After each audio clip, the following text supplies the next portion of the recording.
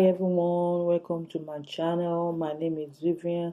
So today we'll be going to Nigeria. We'll be talking about Baba Go Slow. If you don't know who Baba Go Slow is the president of Nigeria, President Muhammadu Buhari. President Muhammadu Buhari, according to the news on BBC, on the Time newspaper, on the Sun newspaper, has appointed a dead man into office. He is naming the late Tobias Chukwuemeka Okuworo as a board member for a government agency 2 months after he died. This is not the first time, according to this news, that the president of Nigeria has appointed a dead person into office. The president has previously made a grave error of appointing a dead person in 2017. The president appointed at least 5 people who were long dead on several board of government agency. This is a very sad thing, for the president of the most populous nation in Africa to have appointed, 6 dead people to a top job in Nigeria, a top government job in Nigeria. Yeah.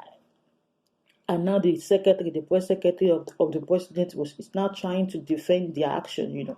She was saying that Laureate Onoche said that the dead man was alive when the president appointed him to serve on the board, and he came up with his CV in readiness to be appointed for Senate screening. This is just an excuse that is being made by the secretary, the press secretary to the president, trying to defend their action, their mistakes. It's a very very sad thing, and a very shameful thing, because this news was being carried, by world news, that the president of the most populous nation in Africa, the president of the giant of Africa, the president of the largest economy per GDP in Africa, appointed people that are dead into top government agency job, and they're supposed to be vetting people before appointing them to any position, to any job, if I may say, in Nigeria, but they won't, because there is corruption. Corruption is embedded, in government agencies, in the government of Muhammadu Buhari's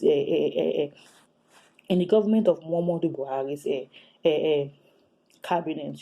They are not doing what they are supposed to do. They are not doing the right thing. Just of late, just of recent, it was reported that the daughter of the late chief of staff, Abba Kyari, was appointed to a top job in Nigeria. The job that she was unqualified for. Is a very shameful thing. For Nigeria, for the government of Nigeria to be appointing people that are dead into office, not doing their due diligence, not knowing what they're supposed to do, and after it happened, trying to make excuses, for why it happened.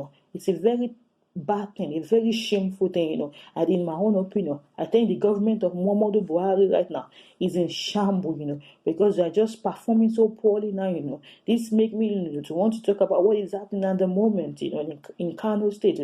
More than 150 people have been reported to have died mysteriously in Kano, Nigeria. And when the governor of Kano was asked, if he knew the cause of people dying mysteriously in the state, the governor said that Governor Abdullahi Umar Gandoje said people are dying because of diabetes and all of that.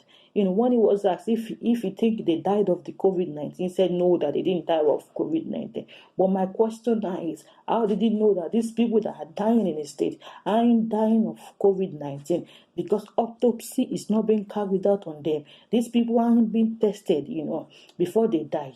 So how did he know that the people that are dying mysteriously in the state aren't dying of COVID-19? It was also reported that more than 70% of medical staffs in Kano State have fled the state because they are afraid, of dying, because nothing seems to be working in their healthcare system in Kano State, not to even talk about Nigeria as a whole. They have a very very poor health system, and there is no isolation center in Kano. The only isolation center they have in Kano, according to the report, has been infected with COVID-19. So they need to disinfect the place before they start using it again. This is a very disgraceful thing, They will just going up and down, embezzling money, not doing their job, making excuses for the performance of their government. Just of recent, the Nigeria borrowed loan, collected loan from the IMF in order to tackle this coronavirus pandemic? Where has all the money gone to? The European Union gave Nigeria more than 50 million euro to tackle this coronavirus pandemic. Where has it gone into? Well, meaningful Nigerians, even some of the ones that have been in the government before that have embezzled money, gave Nigerians millions of naira to tackle this coronavirus pandemic.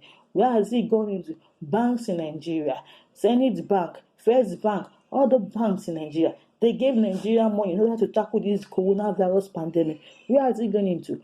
Lots of Nigerians are crying of hunger. Nigeria is in lockdown. They ask people to stay at home, but food is not being provided for them. They are not making the basic need that they need for them.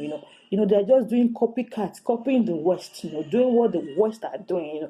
But they are not making the necessary provisions for the citizens of Nigeria. They say they are providing palliative support for Nigerians, but Nigerians are crying that they are not seeing any palliative support.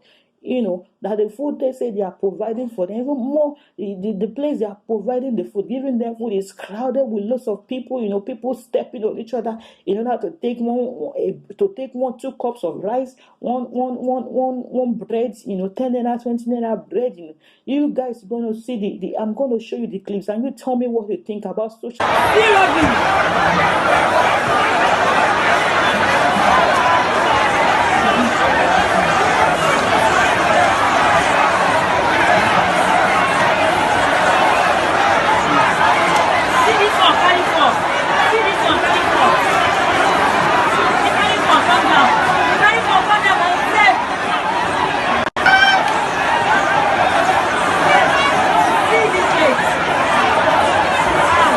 Distancing.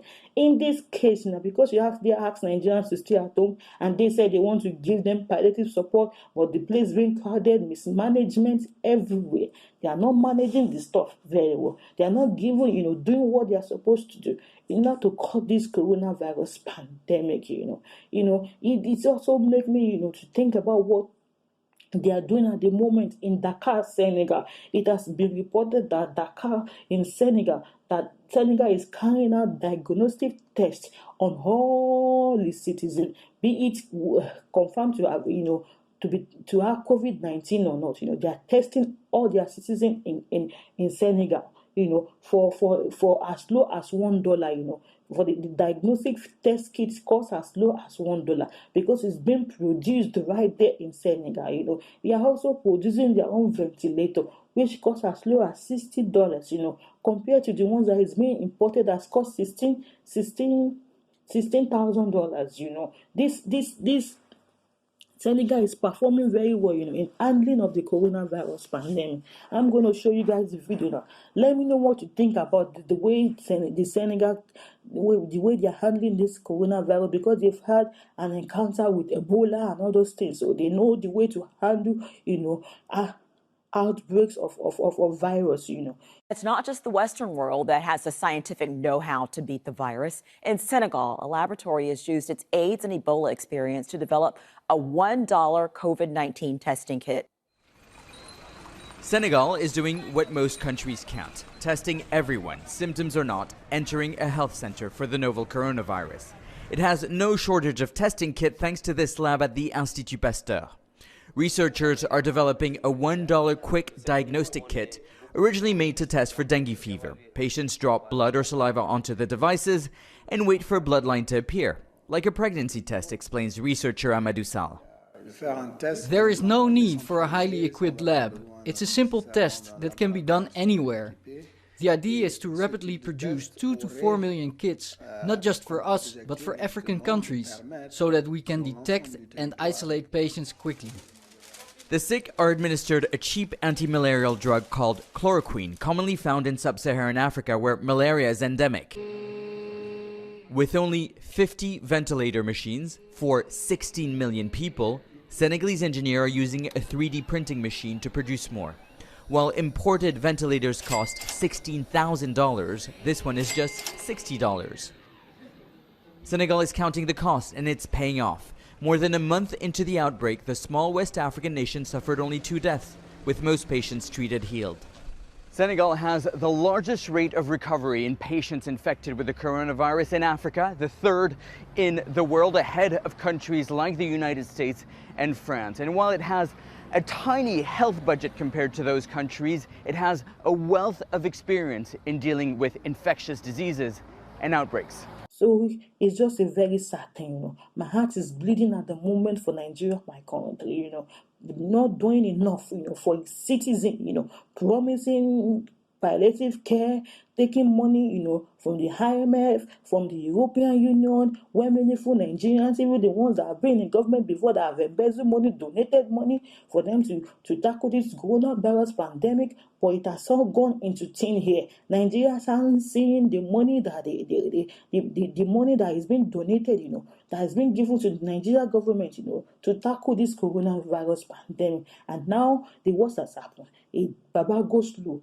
As Nigeria call him, Baba COVID-19, as Nigeria call him, as appointed dead man into top agency in Nigeria. And this is not his first time. It's a very shameful thing, a very disgraceful thing, because even the BBC News carry this news, the Telegraph, the Daily Times, the Sun newspaper carry, international news carry this, it's a very shameful thing, Nigeria needs to cover their face in shame. The president, the government of President Muhammadu Buhari need to cover their faces in shame, because they are doing poorly. They aren't doing what they're supposed to be doing. Guys, I don't know what to say again. Just comment in the comment section below, guys. Let me know what you think about this development, this happening in Nigeria, this new development in Nigeria, Comment in the comment section below. If you have not subscribed yet to my channel, guys, please do by pressing the subscription button and notification button to get notified whenever I post my video. See you in my next one. Bye.